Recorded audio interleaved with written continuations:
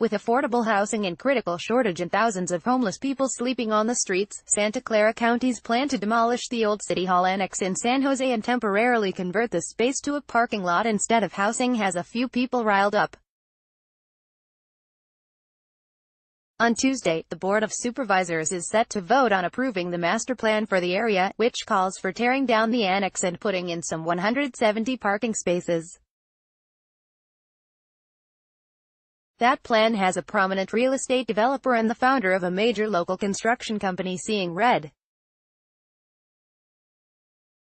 The building, they say, should be converted to housing for formerly homeless people.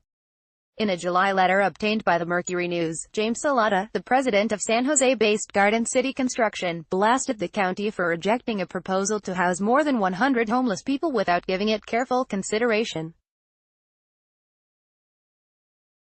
The county received the land in 2011 as part of a settlement in a lawsuit with the city. The site, near North 1st Street and West Mission Street, is a good fit for such housing, Salata wrote, because it is near county services and public transportation and is somewhat removed from surrounding residential neighborhoods. In an interview Monday, Salata said proponents of the idea are confident there is enough philanthropic interest to pay for the housing if the county would provide the site rent-free. John A. Sobrato, founder of the real estate development firm the Sobrato Organization and a major philanthropist in the area, appears to be on board. In an email obtained by this news organization, Sobrato wrote, "We have an opportunity to get 150 or more chronic homeless off the streets in about a year.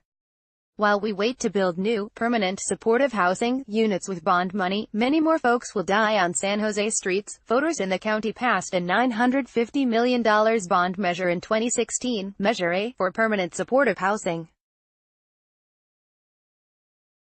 And while the annex site would not be eligible because it will only temporarily be available, there are long-term plans to redevelop the entire area, which is also home to a number of county offices and the county jail. There are thousands of people in the county who sleep on the streets on any given night. I wish the destination Home Board could take a position supporting Jim Salata's plan to convert the old San Jose City Hall Annex to a building providing 150 or more supportive housing units plus some family units for one-third the cost of building new and in one-third the time for a ground-up development, Sobrato wrote.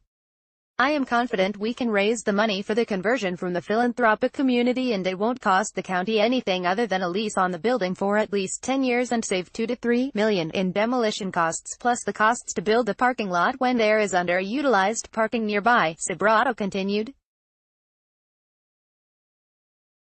"The way the county bureaucracy moves, there is no way the county site can be converted to a revenue source for private development in the next 10 years. But Destination Home, a homeless advocacy group that has rallied behind building supportive housing in the city, has so far remained quiet, at least publicly." In an interview Monday, Jennifer Loving, who runs the nonprofit, said her team hadn't been involved with the proposal and had never worked with Salata before. "The county has already approved 10 Measure A projects," Loving said, "and has been a leading partner in increasing the supply of supportive housing." In an interview Monday, David Berry, the chief of facilities planning services for the county, said the county has been transparent about its plan to demolish the annex for years and held multiple public outreach meetings. "Turning the annex into housing," he said, "would be a complicated process and could interfere with the broader plan to rework the entire area in the future. In the coming years, the county wants to construct a revitalized civic center, with social services, public safety, and other offices all centered in one easy-to-access location." A draft of a master plan for the area paints a picture of a space filled with public art and cafes where the community can gather. "I don't think it's as easy or as quick as they are portraying," Berry said. And, Berry continued, "The county needs more parking. We've continued to see a rise in the number of full-time employees that the county has been hiring," he said.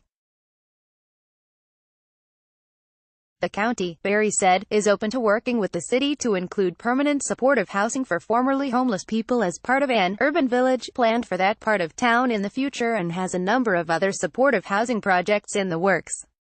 But San Jose Mayor Sam Liccardo sent a letter to Board of Supervisors President Joe Simitian on Monday indicating he'd be supportive of using the space to house formerly homeless people. If there is any interest in the potential adaptive reuse of that building for affordable housing, the city is willing to discuss what supportive role we might play, Liccardo wrote. Back in June, the council unanimously approved my budget message, which called for setting aside $500,000 for more creative, cost-effective development options for housing our homeless residents. That message explicitly identified the concept that Jim Salata has proposed as one example of such a development concept. I think it's all really kind of up in the air, said Supervisor Dave Cortez, adding that the space could ultimately be home to taller housing in the future that could serve more people than Salata's proposal could accommodate. We can build housing there that's much more dense in the future, Cortez said. Still, Salata, who insists he's not looking for a job, thinks turning the annex into parking is a missed opportunity to address San Jose's persistent homeless problem. He doesn't want San Jose to end up like San Francisco, he said, where groups have declined to host conventions because of that city's homeless crisis.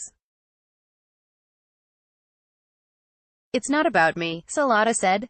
It's about doing the right thing, period.